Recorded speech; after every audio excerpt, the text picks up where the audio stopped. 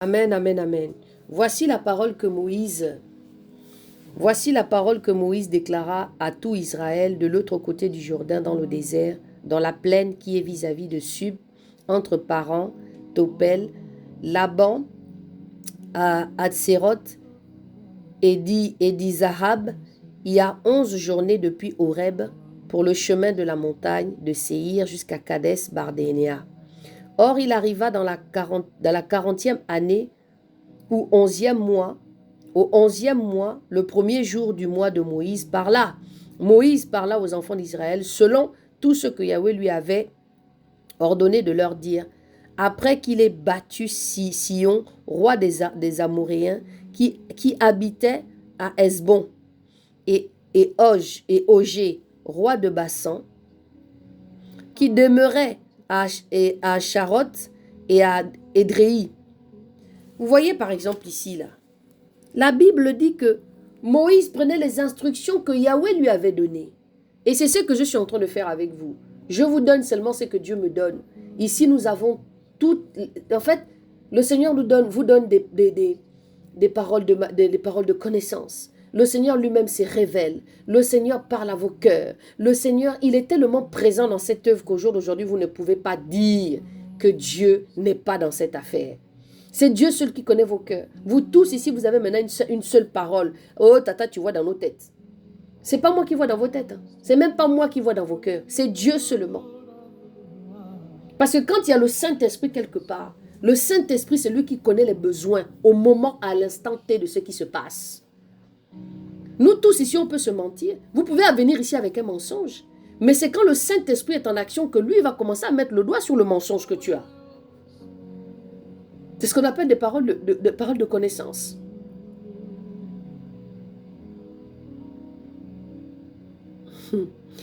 Amen, amen, Adrienne.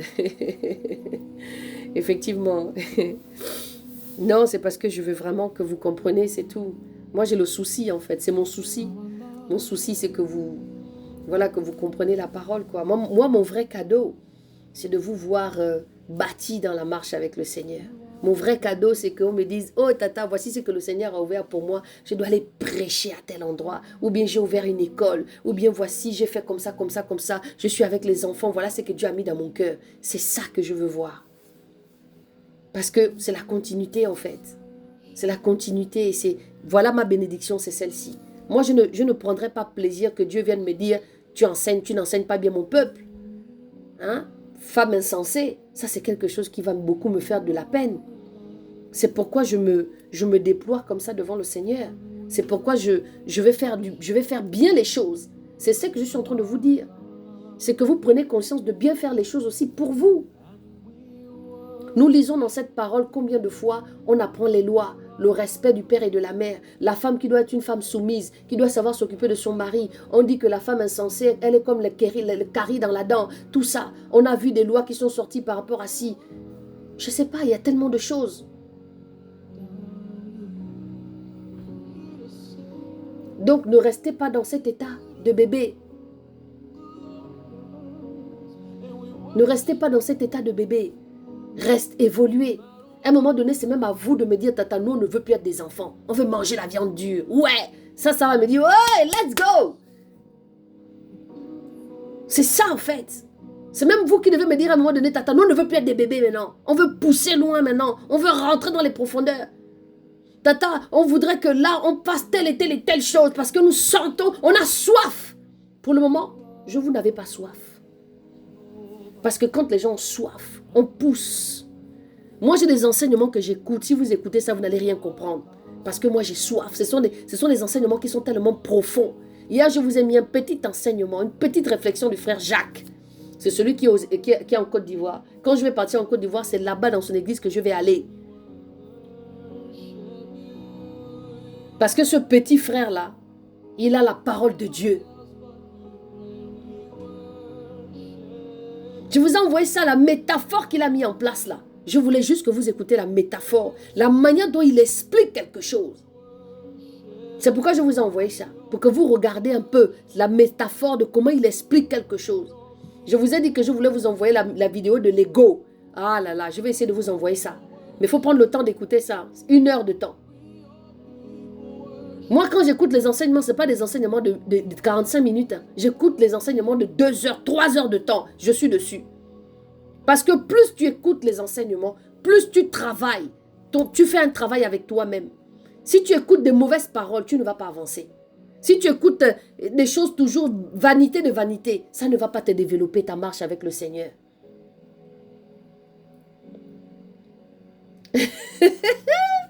Anaïs, tu es obligé de... Oui, et ce frère-là, il n'a que des enseignements profonds comme ça. Alors maintenant, imagine-toi l'enseignement que je vous envoie sur l'ego. Vous-même, vous allez trembler. Il parle de l'orgueil et de l'ego, de ce que nous avons à l'intérieur de nous. Il faut vraiment demander au Seigneur la compréhension parce qu'il est tellement profond. Moi, je n'écoute pas les enseignements des 45 minutes. J'écoute, oui, rapidement et tout. Mais quand je veux m'enseigner, je sais où je vais aller cliquer et puis je vais aller m'asseoir. Et puis des fois, je suis là comme ça dans mon canapé allongé. Et puis je commence à écouter comme ça pendant 2 heures, 3 heures de temps. Je suis en train d'écouter un enseignement. C'est de la même manière que je fais ici avec vous. Parce que si on fait des enseignements de 45 minutes, c'est parce que vous avez le temps. Donc c'est pour qu'on verra avec le temps. Donc même si on fait un truc avec le site qui est en train de se mettre en place, allez-y regarder. Et allez-y aussi comparer. Oh, Tata Armel a dit comme ça.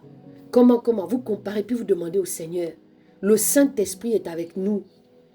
Il y en a ici là qui n'ont jamais vu la manifestation du Saint-Esprit, mais le Saint-Esprit se manifeste. Si quelqu'un me dit que le Saint-Esprit ne l'a pas encore touché ici là, c'est que vous êtes des ndoki. Vous êtes des bandoki. Ça veut dire que vous êtes des sorciers.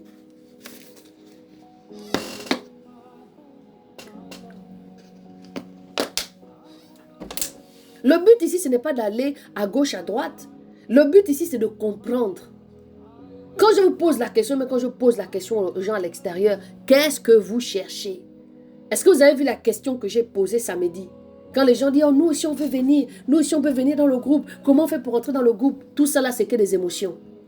Parce qu'ils ont vu comment vous étiez. Mais ils ne savent pas que derrière là, je vous frappe ici. Ils ne savent pas que derrière ici là, je suis avec vous comme ça, collé. Ils ne savent pas. Ils ne savent pas que vous là, vous êtes énervés. Est-ce qu'ils vont supporter? Ils ne savent pas. Parce qu'ils nous voient là, hein, je vous fais des bisous, mes chéris, mes bébés. Ils se disent que nous aussi, on va rentrer dedans. Maintenant, quand tu leur dis que vous êtes sûr de vous réveiller à 6 heures du matin, vous êtes sûr d'être là le matin dans la détermination. Vous êtes sûr que vous allez être là. Il dit, pardon, réfléchissez d'abord. Parce que celui qui va venir là, il faudrait qu'il sache pourquoi il est là. Parce que je ne vais pas le lâcher. Sinon, il va se retrouver sur YouTube. Il va se retrouver sur Facebook. Mais rentrer ici, de nada. Plus les gens ne vont plus rentrer ici là. Ce sera maintenant sélectionné. C'est celui qui veut apprendre. On va le travailler dans tous les apports. Tout. C'est pourquoi il y en a qui vont encore partir là en janvier. Beaucoup vont virer ici là encore. Beaucoup vont partir ici. Même si on reste 10 seulement, je préfère rester avec 10 personnes. Je préfère rester avec 5 personnes qui sont déterminées. Parce que dans les 5 personnes là, le Seigneur va amener quelqu'un et devenir quelqu'un. Je préfère que dans les 5 personnes là, non. Au moins vous serez bâtis correctement. Pas pour faire les effets de groupe. Effets de groupe là, moi ça ne m'intéresse pas. Donc s'il vous plaît, la délivrance est entre vos mains. Mais si vous ne prenez pas conscience que quand on est dans la présence de Dieu là, tu es délivré. Quand tu commences à lire la Bible, il y a un travail de délivrance qui vient aussi. Parce que quand vous lisez la Bible, c'est déjà un combat avec l'ennemi. Parce qu'il se rend compte que, oh, elle est en train de se déterminer. Elle est en train de rentrer dans une rigueur.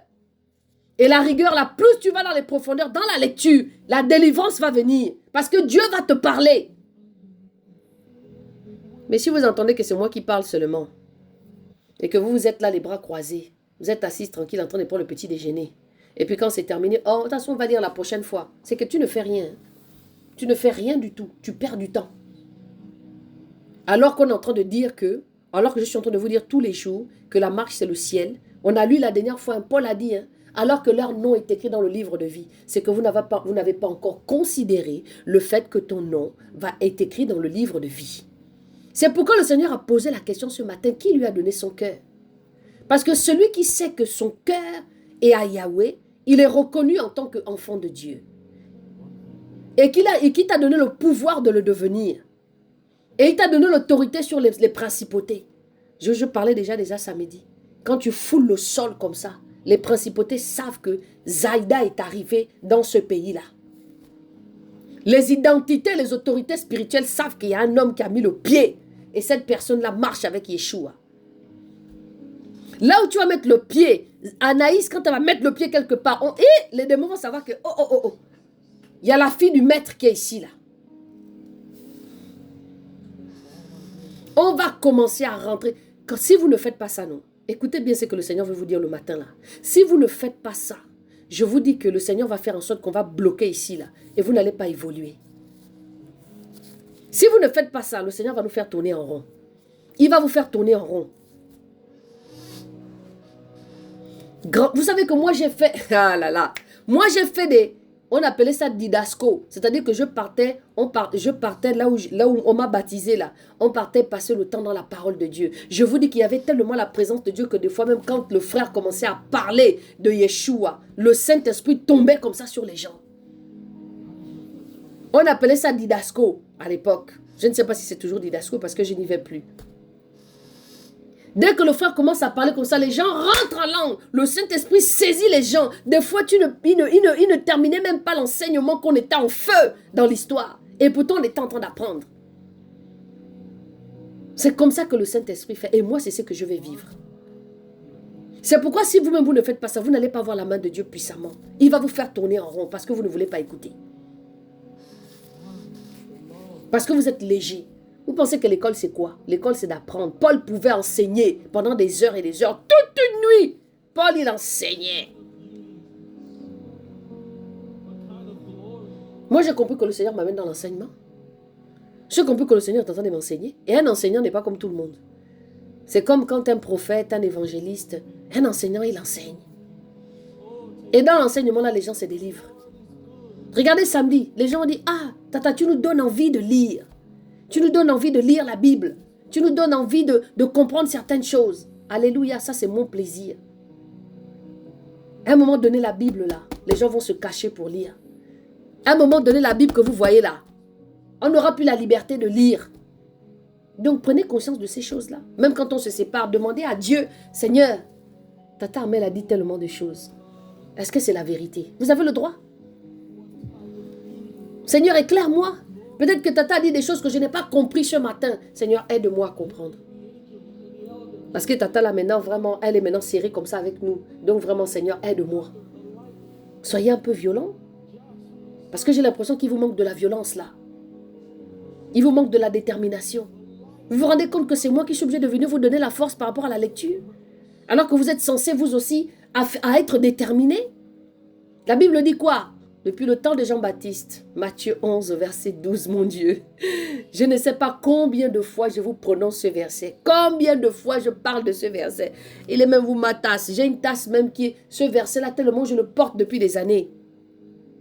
Depuis le temps de Jean-Baptiste à aujourd'hui, à maintenant, le royaume des cieux, c'est la force, c'est forcé. Et la force ici que Yeshua nous demande, c'est Jésus qui dit ça. Il dit que depuis le temps de Jean-Baptiste jusqu'à maintenant, le royaume des cieux est forcé. Il nous parle de quelle force? De quelle manière le royaume des cieux est forcé? Comment nous devons forcer le royaume? Le royaume des cieux ici, c'est Yeshua lui-même. C'est lui le royaume.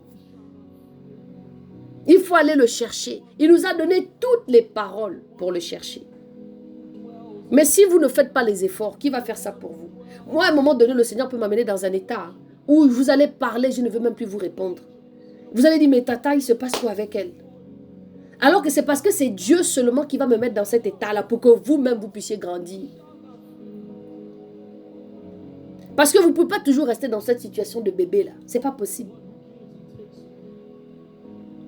Vous attendez tout de moi. Non? Et vous-même alors? Et le Saint-Esprit qui se balade. Si encore je vous disais, suivez-moi, vous allez me dire que, oh, celle-là c'est une sorcière maintenant. Avec qu'on l'a su, pourquoi? J'allais vous amener des méthodes bizarres.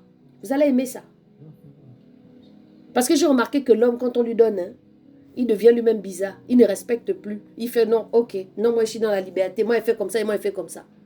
Mais là où on vous tape, là, c'est là-bas que vous respectez les gens. Donc, je réitère encore. le chapitre 2, le chapitre 3. Ha! Vous allez me dire, parce que c'est comme ça qu'on apprend. Je ne sais pas ce que c'est que le Seigneur veut mettre en place, mais je crois que le Seigneur, en ce matin-là, il est en train de nous amener quelque part. On va rentrer dans l'école, là. On va rentrer dans l'académie, là. On va rentrer dedans. Moïse commença à expliquer cette loi de l'autre côté du Jourdain, dans le pays de Moab, en disant, Yahweh notre Dieu nous a parlé à Horeb, en disant, vous avez assez demeuré dans cette montagne. Tournez-vous, partez et allez à la montagne des Amoréens et dans tous les lieux voisins, dans la plaine, dans la montagne, dans la vallée vers le sud, sur le rivage de la mer, au pays des Cananéens et au Liban, jusqu'au grand fleuve, le fleuve d'Euphrate. Regardez, j'ai mis devant vous le pays, entrez et prenez possession du pays que Yahweh a juré de donner à vos pères, Abraham, Isaac et Jacob. Et à leur postérité, après eux, et je vous parlais en ce temps-là, et je vous dis, je ne puis pas à moi seul vous porter. Yahweh, votre Dieu, vous a multiplié. Et vous voici aujourd'hui comme des étoiles du ciel par le nombre que Yahweh, le Dieu de vos pères, vous fasse croître 1000 fois au-delà de ce que vous êtes et vous bénisse comme il vous l'a dit. Moïse est en train de parler comme quelqu'un qui ne va pas rentrer où la ville coule le lait et le miel. Parce que lui, il ne va pas rentrer. Lui, il va rester. Il ne va pas aller là-bas à cause de l'histoire de l'eau où il a frappé sur le rocher avec Aaron. Yahweh a pris Aaron. Il a mis Éléazar, son fils, parce que c'était les Lévites qui devaient porter l'arche de l'alliance. Mais maintenant là, Moïse, c'est Josué maintenant qui prend la part. C'est Josué qui va faire entrer ce peuple-là à Canaan. Et c'est le même Canaan là, quand Jésus va venir, ce sera Canaan qui fera même le premier miracle à Canaan. Il va changer de l'eau en vin. Donc vous voyez que le lien est toujours là. La Bible dit qu'il n'est pas venu abolir la loi. Il est venu accomplir la loi. Sinon nous serons rentrés dans une confusion. Oh là là. Ah Seigneur, ta grâce.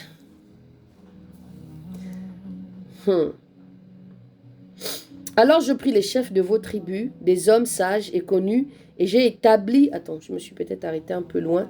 Comment porterai-je, moi, vos chagrins, vos charges? On va continuer. Vous a multiplié et vous voici aujourd'hui comme les étoiles du ciel par le nombre que Yahweh, le Dieu de vos pères, vous fasse croître 1000 fois au-delà de ce que vous êtes et vous bénisse comme il vous l'a dit. Comment porterai-je moi seul vos chagrins? Vous écoutez.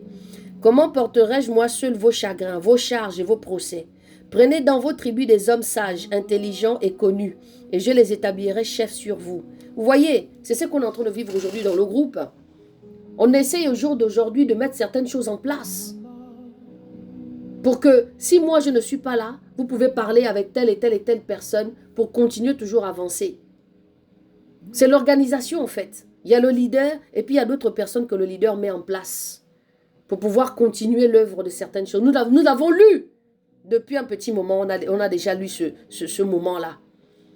Où le beau-frère de Moïse est venu lui dire que toi, si tu continues comme ça, là, tu vas mourir. Il faudrait que tu organises, tu prennes des gens qui sont sages pour pouvoir traiter. Et c'est ce que nous voyons au jour d'aujourd'hui dans les églises. On a des diacres, on a des anciens de l'église, on a, voilà, les pasteurs par machin, et ainsi de suite. Donc c'est important, c'est aussi la hiérarchie que le Seigneur met. Pour ne pas que le leader soit tellement débordé dans toutes ces choses. Et c'est là aussi où il y a des gens qui font n'importe quoi. Donc on ne met pas n'importe qui second ou à côté du leader. Parce que les gens, des fois, ils font n'importe quoi. Et je les établirai chefs sur vous. Et vous me répondîtes et dites, il est bon de faire ce que tu as dit. Alors j'ai pris les chefs de vos tribus, des hommes sages et connus. Je les ai établis chefs sur vos chefs. De milliers de chefs de centaines, des centaines, chefs de cinquantaines, chefs de dizaines et officiers selon vos tribus. Puis j'ordonnerai à ce temps-là à vos juges en disant, écoutez les différends qui seront entre vos frères et jugez droitement entre l'homme et son frère entre l'étranger qui est avec lui. Vous n'aurez point d'égard à l'apparence de la personne en jugement. Vous entendrez autant de petits que le plus grand. Vous ne craindrez personne, car le jugement est à Dieu, et vous ferez venir devant moi la cause qui sera trop difficile pour vous. Et je l'entendrai. Et en ce temps-là, je vous ordonnais toutes les choses que vous deviez faire. Puis nous partîmes d'Horeb et nous marchâmes dans tout ce grand et affreux désert que vous avez vu par le chemin de la montagne des Amoréens. Ainsi Yahweh notre Dieu nous l'avait ordonné. Et nous vîmes jusqu'à Kadès, Barnéa. Alors je vous dis, vous êtes arrivés jusqu'à la montagne des Amoréens que Yahweh notre Dieu nous donne. Regarde Yahweh ton Dieu, mets le pays devant toi, monte et prends-en possession comme Yahweh le Dieu de tes pères te l'a dit. Ne crains point et ne t'effraie point. Et vous vous approchâmes tous de moi et dites, envoyons devant nous des hommes pour explorer le pays et qui nous rapportent des nouvelles du chemin par lequel nous devons monter et des villes où nous devons aller. Et ce discours sembla bon à mes yeux.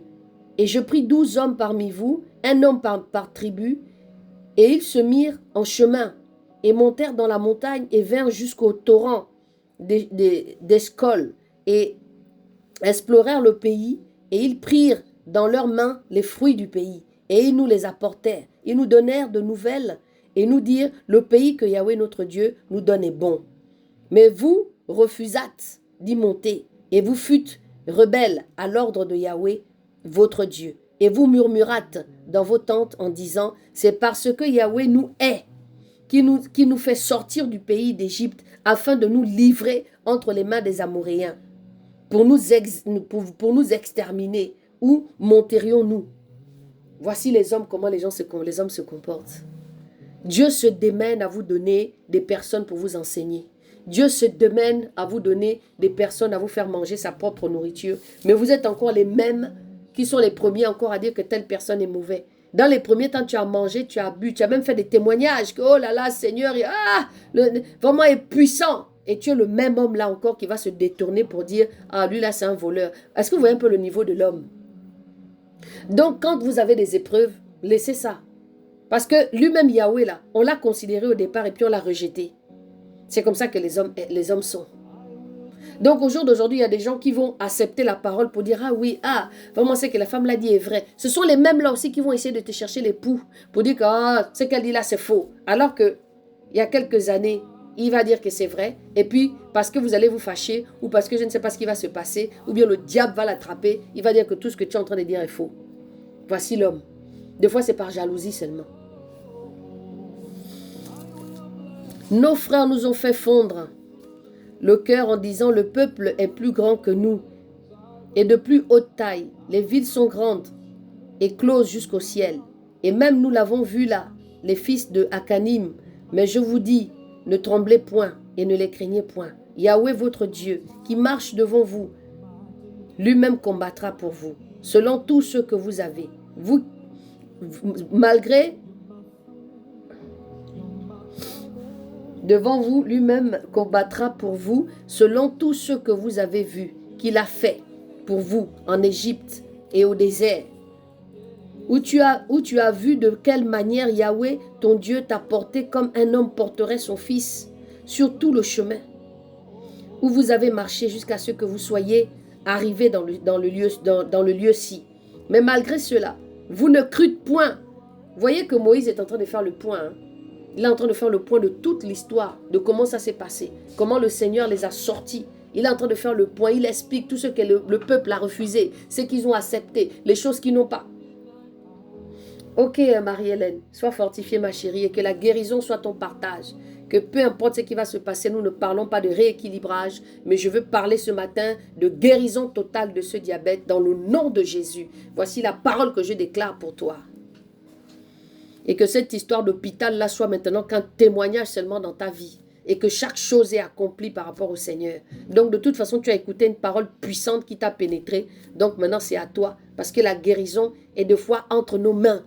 Mais c'est notre façon de faire qui fait que des fois, c'est retardé. Parce que le Dieu que nous prions, il guérit toujours. Sois fortifié. Mais malgré cela, vous ne crûtes point encore à Yahweh, votre Dieu, qui marchait devant vous sur le chemin, afin de vous chercher un lieu pour camper, marchant de nuit dans la colonne de feu, pour vous éclairer dans le chemin par lequel vous deviez marcher de ce jour dans la nuit. Et Yahweh entendit la voix de vos paroles et se mit en grande colère et jura. Et jura, disant, aucun des hommes de cette méchante génération ne verra ce bon pays que j'ai juré de donner à vos pères, à l'exception de Caleb, fils de Jephné. Lui le verra, et je donnerai à lui et à ses fils le pays sur lequel il a marché, parce qu'il a persévéré à suivre Yahweh. Voici ce que le Seigneur donne aux personnes qui persévèrent à marcher avec lui. Il ne donne pas forcément des terrains, mais il donne l'espérance, il donne la foi, il donne la force, il te fortifie, parce que tu crois en quelque chose.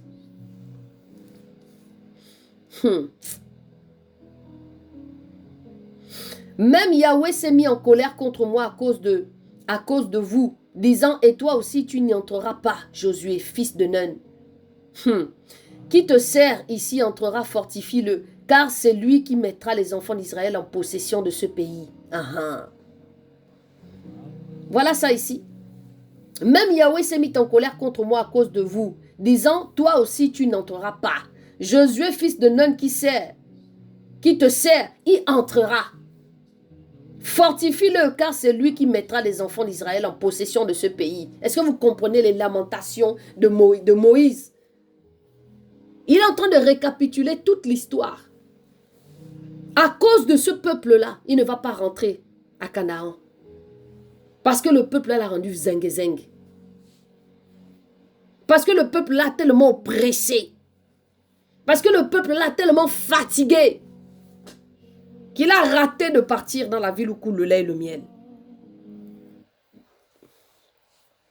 Voici comment de fois est le peuple de Dieu. Avec les petits bobos, les petits problèmes. Vous êtes des adultes, mais vous n'arrivez pas à gérer certaines choses. Toujours en train de dire, ah mais ça c'est comment? Ça c'est comment? Ça c'est maintenant, ça je ne comprends pas. S'aimer le doute dans le cœur. Et si tu ne marches pas avec le Seigneur correctement, tu vas tomber dans une histoire qui n'a pas de sens. Faut veiller, faut veiller beaucoup. Car c'est lui qui mettra les enfants d'Israël en possession de ce pays, et vos petits-enfants dont vous avez dit qu'ils seront en proie, vos enfants, dis-je, qui aujourd'hui ne savent pas ce que c'est le bien ou le mal. Eux y entreront, et je leur donnerai ce pays, et ils le posséderont. Mais vous retournerez, vous en arrière, et allez dans le désert par le chemin de la mer Rouge, et vous répondîtes et me dites, nous avons péché contre Yahweh, nous monterons et nous combattrons comme Yahweh notre Dieu nous l'a ordonné. Et vous ceignîtes chacun vos armes de guerre, et vous entreprîtes, le français là aussi, ardemment de monter à la montagne. Et Yahweh me dit, dis-leur, ne montez point et ne combattez point, car je ne suis point au milieu de vous, afin que vous ne soyez point battus par vos ennemis. Vous vous rappelez de cette histoire, n'est-ce pas? Je vous parlais, mais vous ne m'écoutâtes pas, point. Et vous vous rebellâtes contre l'ordre de Yahweh, et vous furent orgueilleux, et vous montâtes sur la montagne. Et les Amoréens qui demeuraient sur cette montagne sortirent contre vous, et vous poursuivirent comme font les abeilles. Et ils vous battirent depuis Séhir jusqu'à Horma. Et étant retournés, vous pleurâtes devant Yahweh, mais Yahweh n'écouta point votre voix, et ne vous prêta point d'oreille. Ainsi vous demeurâtes à Kadès plusieurs jours, autant de temps que vous y avez demeuré. Alléluia. Voici le chapitre 1er qui est terminé maintenant. Il est en train de parler au passé. Vous furâtes, vous faisâtes, vous nanana. Je pense que vous avez compris le langage. Maintenant, si vous n'avez pas compris, vous allez relire maintenant vous-même. Parce que je suis trop gentil avec vous. Je reviens toujours dire, bon, écoute, on va reméditer ça si vous n'avez pas compris. Parce que je voudrais que vous compreniez. Mais je vais arrêter de me comporter comme la maman là. Mais comme c'est quelque chose que je ne sais pas faire aussi, c'est seulement ma bouche qui est en train de parler, mais le cœur n'est pas en accord. Donc, si quelqu'un n'a pas compris ce qu'on a lu dans le chapitre 1, vous allez relire et vous allez me lire le chapitre 2, vous allez me lire le chapitre 3. Voilà ce que vous avez à faire. Et je poserai la question à chacun. Et je verrai à ce moment-là qui est qui. Je verrai à ce moment-là qui veut être disciple ou pas.